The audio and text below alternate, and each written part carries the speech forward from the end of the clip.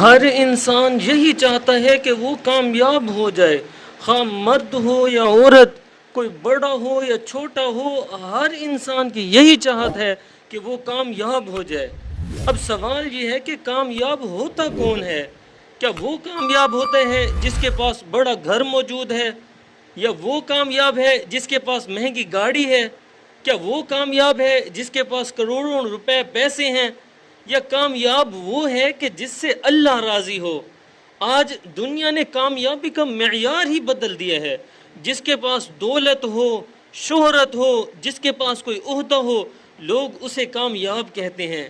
لیکن سوال یہ ہے کہ اگر یہ سب کچھ مل جائے اور آخرت برباد ہو جائے، سب کچھ مل جائے لیکن اللہ نہ مل سکے، تو کیا یہ کامیابی ہے؟ قرآن عظیم الشان میں میرے پیارے اللہ کا فرمان ہے، فَمَنْ زُحْزِحَ عَنِ النَّارِ وَأُدْخِلَ الْجَنَّةَ فَقَدْ فَازَ، جسے جہنم سے بچا لیا گیا اور جنت میں داخل کر دیا گیا، وہی کامیاب ہے۔ اب اللہ تعالیٰ نے کامیابی کا معیار واضح فرما دیا۔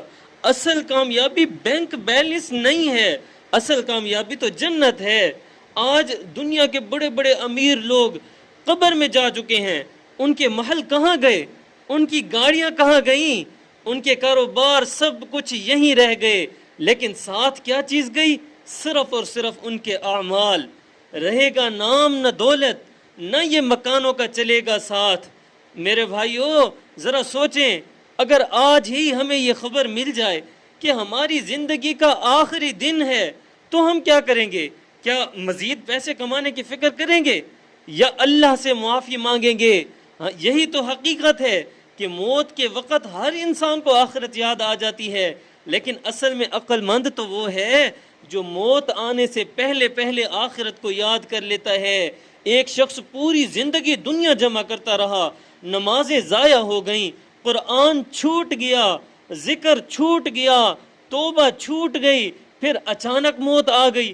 اب وہ اپنے بینک اکاؤنٹ کو نہیں دیکھ سکتا۔ اب یہ بینک اکاؤنٹ کس کام کے ہیں؟ صرف اور صرف اپنے اعمال کو دیکھ سکتے ہیں۔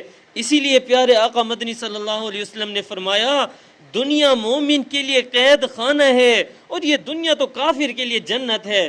کافر دنیا میں اپنی منمانی کی زندگی گزارتا ہے، مومن دنیا میں اپنی منمانی کی زندگی نہیں گزارے گا، یہ تو اللہ کی مرضی والی زندگی گزارے گا۔ مومن دنیا کو منزل نہیں سمجھتا، مومن تو دنیا کو صرف آخرت کا راستہ سمجھتا ہے۔ یہ دنیا چند روزہ ہے، مسافر یاد رکھنا اصل گھر تو آخرت ہے۔ آج شیطان ہمیں یہ سمجھاتا ہے کہ ابھی تو جوانی ہے، ابھی عبادت کی کیا ضرورت ہے، ابھی توبہ کی کیا ضرورت ہے، ابھی تو پوری زندگی پڑی ہوئی ہے۔ لیکن موت نے کبھی جوانی اور بڑھاپے کا فرق نہیں کیا۔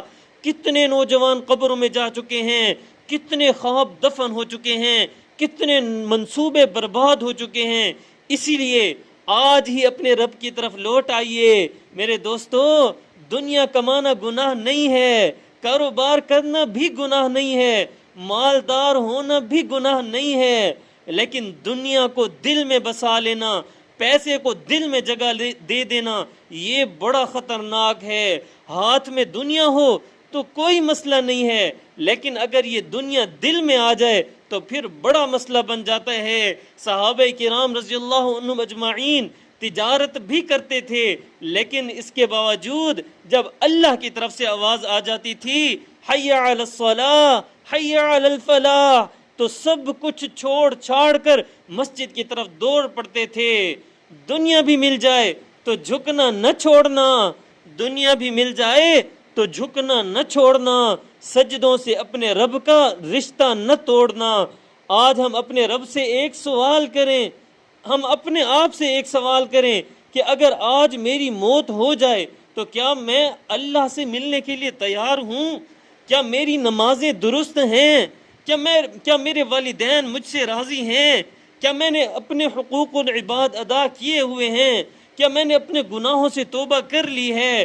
اگر جواب نہیں کی صورت میں ملتا ہے تو میرے بھائیو ابھی وقت ہے، ابھی دروازہ کھلا ہوا ہے، ابھی اللہ بلا رہا ہے۔ قل یا عبادی الذین اسرفوا علی انفسہم لا تقنطوا من رحمت اللہ۔ آخر میں اتنا عرض کروں گا کہ میرے بھائیوں، دنیا کی کامیابی صرف چند سال کی ہے، آخرت کی کامیابی ہمیشہ ہمیشہ کی کامیابی ہے۔ اصل کامیابی تو آخرت کی کامیابی ہے۔ دنیا کی جیت موت پر ختم ہو جاتی ہے اور آخرت کی جیت کبھی ختم نہیں ہوتی۔ لہٰذا فیصلہ ہمیں کرنا ہے کہ آیا ہمیں عارضی کامیابی چاہیے یا پھر ہمیشہ ہمیشہ کی کامیابی۔ کہتے ہیں کہ ایک بہت بڑا بادشاہ تھا، اس کے پاس محلات تھے، خزانے تھے، نوکر چاکر تھے، بڑی بڑی فوجیں تھیں، ہر قسم کی آسائش موجود تھی۔ لوگ اسے دیکھ کر کہتے تھے کہ اس سے زیادہ کامیاب انسان دنیا میں ہو نہیں سکتا۔ ایک دن وہ اپنے محل کی کھڑکی سے باہر دیکھ رہا تھا، اس کی نظر ایک فقیر پر پڑی۔ فقیر ایک درخت کے نیچے بیٹھا تھا، خشک روٹی کھا کر اللہ کا شکر ادا کر رہا تھا۔ بادشاہ نے اسے اپنے پاس بلایا، فقیر سے پوچھا کہ اے فقیر، تیرے پاس نہ تو مال ہے، نہ گھر ہے، نہ نوکر ہیں، پھر بھی تو اتنا مطمئن کیسے ہے؟ فقیر مسکرایا اور بولا، بادشاہ سلامت، ایک سوال کا جواب آپ دے دیں، پھر میں آپ کے سوال کا جواب دے دوں گا۔ بادشاہ نے کہا سوال پوچھو۔ فقیر نے کہا اگر آپ کو ایک ایسے سفر پر جانا پڑ جائے جہاں سے واپسی نہ ہو تو کیا آپ سارا خزانہ اپنے ساتھ لے جا سکیں گے؟ بادشاہ نے کہا نہیں، میں تو کچھ بھی ساتھ نہیں لے جا سکوں گا۔ فقیر نے کہا اور اگر وہاں آپ سے آپ کے اعمال کے بارے میں پوچھ لیا جائے، آپ کے اعمال کا حساب لے لیا جائے تو کیا آپ اس سفر کے لیے تیار ہیں؟ یہ سن کر بادشاہ خاموش ہو گیا، نظریں جھک گئیں، بات سمجھ میں آ گئی۔ اصل کامیابی تو اس سفر کی تیاری ہے جو قبر سے شروع ہو کر جنت یا جہنم تک جاتا ہے۔ فقیر نے پھر ایک جملہ کہا، بادشاہ سلامت، آپ اس دنیا کے بادشاہ ہیں، لیکن میں امید رکھتا ہوں کہ آخرت میں اللہ کا محتاج بندہ بن کر اللہ کے فضل سے کامیاب ہو جاؤں گا۔ اس جملے نے بادشاہ کے دل کو ہلا کر کے رکھ دیا۔ میرے بھائیوں، آج لوگ کامیابی کو گاڑی، بنگلے اور دولت میں تلاش کر رہے ہیں، حالانکہ قبر کے دروازے پر پہنچ کر سب کو معلوم ہو جائے گا کہ کامیاب وہ نہیں تھا جس کے پاس سب کچھ تھا، کامیاب تو وہ تھا جس کے پاس اللہ تھا۔ کسی کو تاج ملا، کسی کو تخت ملا، کسی کو تاج ملا تو کسی کو تخت ملا، مگر نجات اسے ملی جس کو رب ملا۔ پلٹ آ اے بندے، در کھلا ہے ابھی، رحمت رب کا سلسلہ ہے ابھی، دنیا کے پیچھے کب تک بھاگے گا، جنت کا راستہ کھلا ہے ابھی۔